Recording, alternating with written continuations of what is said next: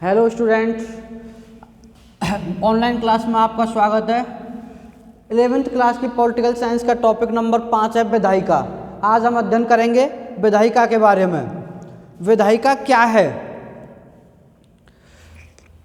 संघ की विधायिका को संसद कहा जाता है। संघ की विधायिका को क्या कहा जाता है? संसद। संघ की विधायिका को संसद कहा जाता है।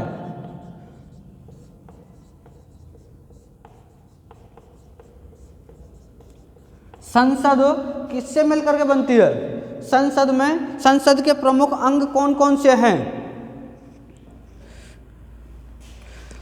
संसद के दो सदन होते हैं। संसद के दो सदन होते हैं। कौन कौन से?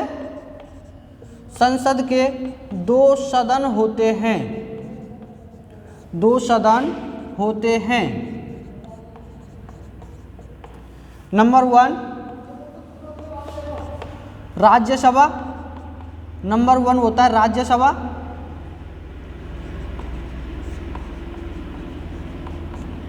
और नंबर 2 पर होती है लोकसभा। लोकसभा। राज्यसभा जो है एक स्थायी सदन है। राज्यसभा एक स्थायी सदन है। और लोकसभा जो है, लोकसभा अस्थायी सदन है। अस्थायी सदन है। अब स्थायी सदन कैसे है और अस्थायी सदन कैसे है? देखो, राज्यसभा के बारे में अगर हम अध्ययन करें तो राज्यसभा एक संसद का स्थायी सदन है। इसका मतलब यह है कि राज्यसभा जो है कभी विघटित नहीं होती है। राज्यसभा कभी विघटित नहीं होती है। राज्यसभा के सदस्य जो होते हैं, राज्यसभा के सदस्यों का कार्यकाल होता है, प्रत्येक सदस्य का कार्यकाल 6 वर्ष होता है। राज्यसभा के सदस्यों का कार्यकाल, सदस्य का कार्यकाल 6 वर्ष होता है। 6 वर्ष। अब जब प्रत्येक सदस्य का कार्यकाल 6 वर्ष होता है तो राज्यसभा विघटित क्यों नहीं होती है? इसका कारण है कि राज्यसभा के प्रत्येक सदस्य राज्यसभा के 2/3 सदस्य, राज्यसभा के कुल सदस्य संख्या के 2/3 सदस्य प्रत्येक 2 वर्ष के बाद में, प्रत्येक 2 वर्ष के बाद में राज्यसभा के 2/3 सदस्य प्रत्येक 2 वर्ष के बाद में, मैं लिखता हूं इसको,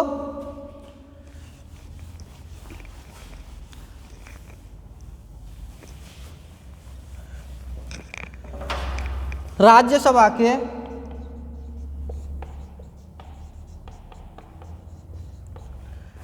कुल सदस्य संख्या, कुल सदस्य संख्या की 2/3 सदस्य, 2/3 सदस्य प्रत्येक 2 वर्ष बाद, प्रत्येक 2 वर्ष बाद कार्य मुक्त होते हैं। कार्य मुक्त होते हैं। कार्य मुक्त होते हैं। मान लीजिए राज्यसभा में सदस्य संख्या 250 है। राज्यसभा में कुल सदस्य संख्या 250 है। अब 250 में से 5 तो अलग हैं। 245 सदस्य संख्या जो चुने जाते हैं, 245 का 2/3 सदस्य, 2/3 करेंगे इसका हम 2/3, तो लगभग में कितने होंगे? 3 8 24, और यानी कि 81 सदस्य जो हैं प्रत्येक 2 वर्ष के बाद में, प्रत्येक 2 वर्ष यानी 81 सदस्य।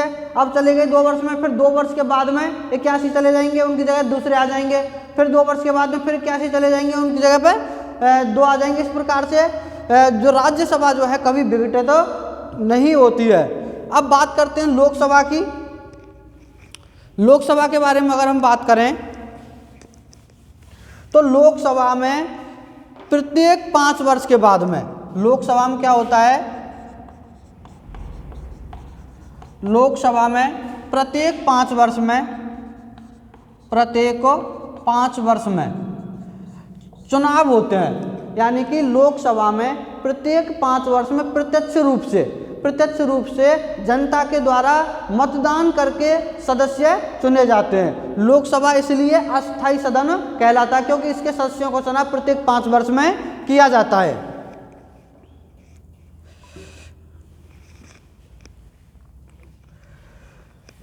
संघ की विधायिका को संसद कहा जाता है। यह राष्ट्रपति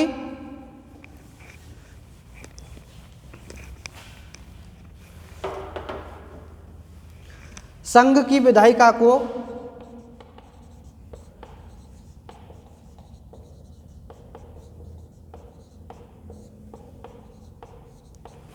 संसद कहा जाता है। संसद कहा जाता है। यह राष्ट्रपति और राज्यसभा, यह राष्ट्रपति, राज्यसभा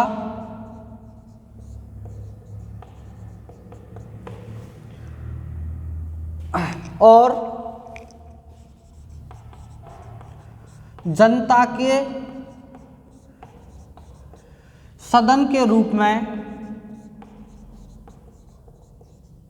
जनता के सदन के रूप में प्रचलित लोकसभा से मिलकर बनती है, से मिलकर बनती है।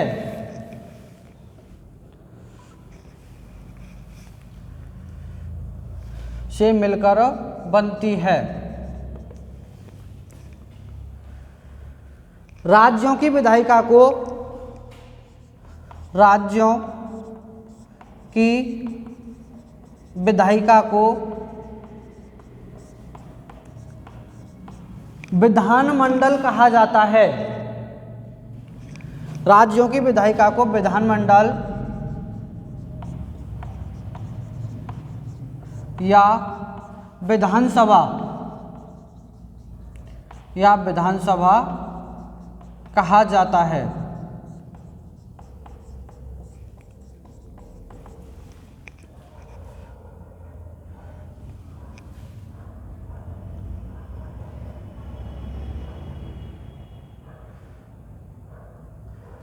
सरकार के, आगे बात करते हैं इस टॉपिक के अंतर्गत, सरकार के 3 अंग होते हैं।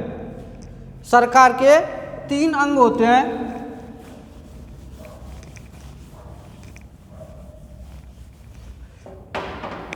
सरकार के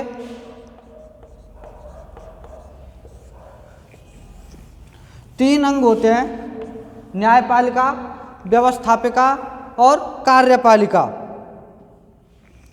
सरकार के 3 अंग होते हैं। नंबर 1 पर होता है विधायिका, इसी को विधायिका ही कोई बोलते हैं हम व्यवस्थापिका। नंबर 2 पर होता है कार्यपालिका,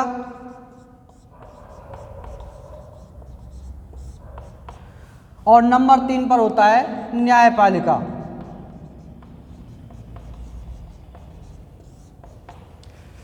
अब हम इन तीनों के बारे में अलग अलग पढ़ेंगे। विधायिका का कार्य क्या होता है? व्यवस्थापिका जो है कानून का निर्माण करती है। विधायिका का काम क्या होता है? कानून का निर्माण करना, कानून का निर्माण करना। कार्यपालिका का कार्य क्या होता है? कानूनों का पालन कराना, कानूनों का पालन कराना। और न्यायपालिका का अर्थ क्या होता है? न्यायपालिका का कार्य क्या होता है? व्यवस्थापिका के द्वारा जो कानून निर्मित किए जाते हैं उनका कार्य पालन करवाया जाता है कार्यपालिका के द्वारा।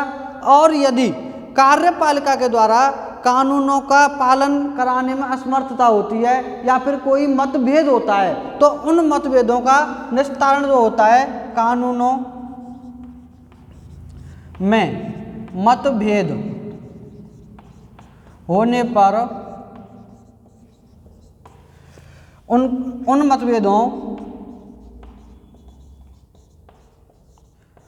मतभेदों का निस्तारण न्यायपालिका के द्वारा किया जाता है। न्यायपालिका के द्वारा